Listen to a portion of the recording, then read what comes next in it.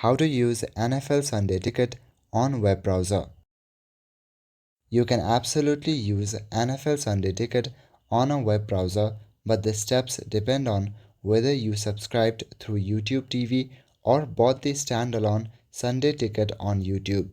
If you bought Sunday Ticket through YouTube TV, then go to tv.youtube.com, log in with your Google account, head to the Live tab or the NFL section on the game day.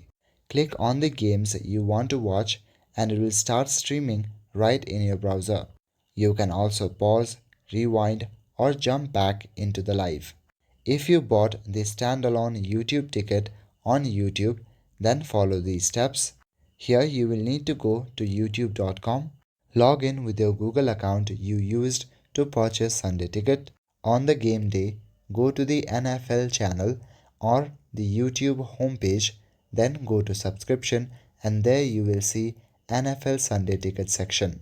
Click the game you want and it will open on the YouTube player.